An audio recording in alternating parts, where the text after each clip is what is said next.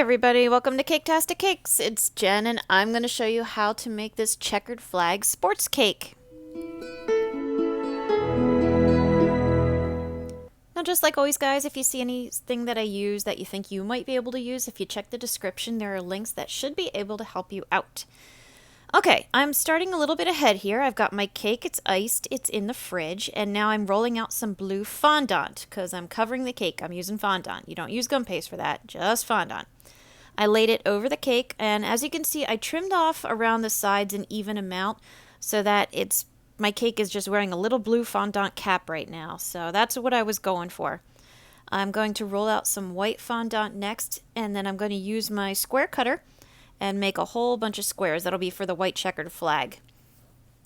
I'm doing it this way, that with the little blue cap on top of my cake, and then these squares, because I didn't want a bunch of different layers sticking out from the sides of the cake. Like, you could cover the whole thing in blue if you wanted, if it was, too complicated, or you just weren't able to cut a nice even line around the edge of your cake.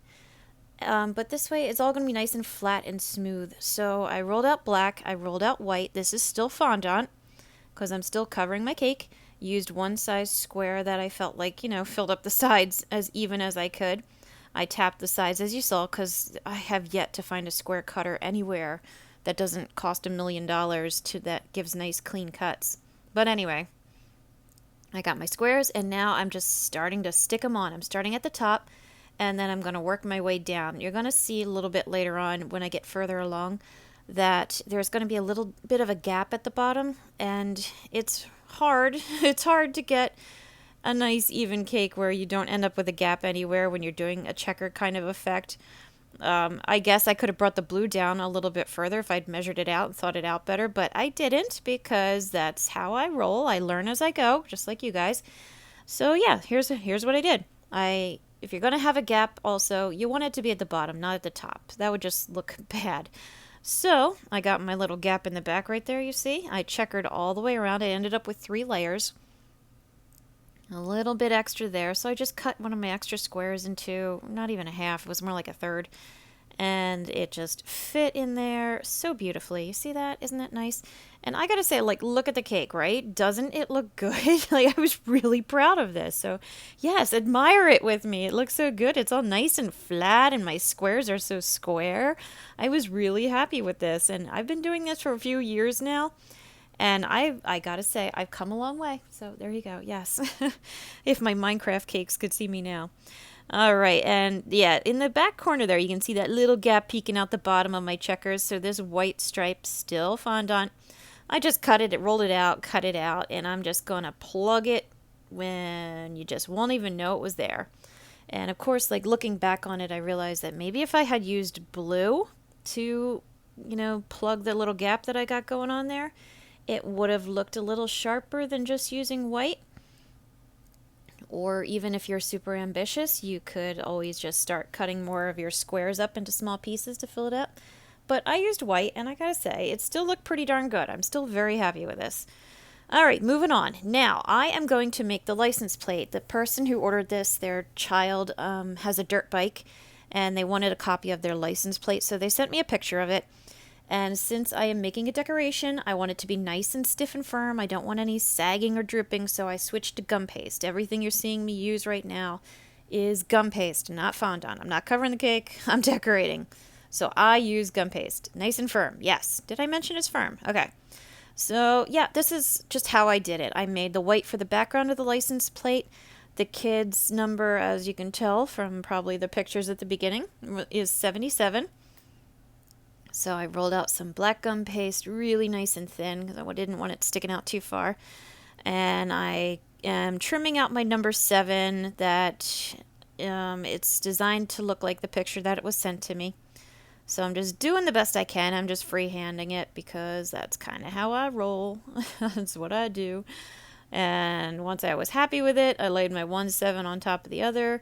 Just used it as a template just to copy it, so it was even easier for me. Because, you don't want to kill yourself on these cakes, but you still want them to look good. So yeah, so I just took my time, trimmed it off, put the one on top of the other. There you go. If you have different numbers, whatever, do the best you can. You don't have to use a license plate. Whatever decoration you have going on, good for you. It'll look lovely, I'm sure. But this is what was asked of me, so there you go. Now you're seeing me do it. Okay, once I got my numbers on there, nice and centered as best I could.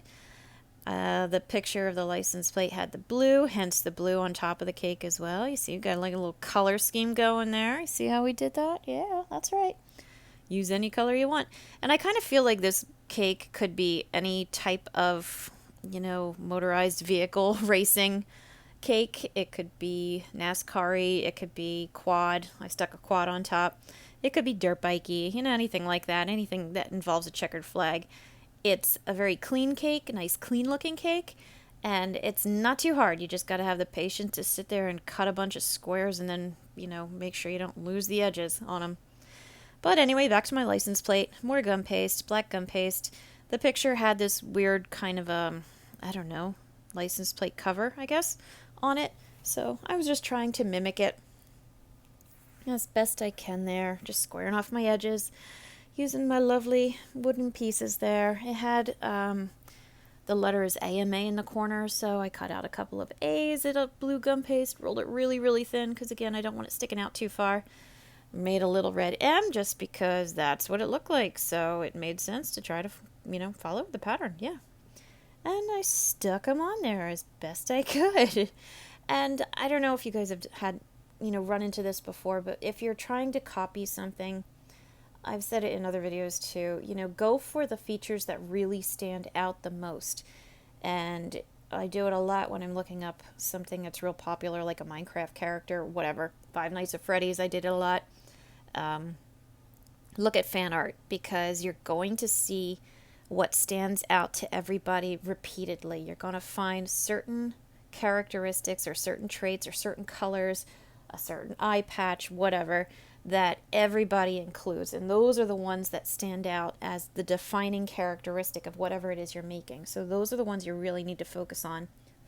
And anything else that you can throw in is just a bonus. So when I stuck my license plate on here, I didn't like how the blue was showing at the top and the white, so I covered it with a piece of black, made it all nice and clean, so that's why I did that there. And yeah, stick your toy car, whatever, on top.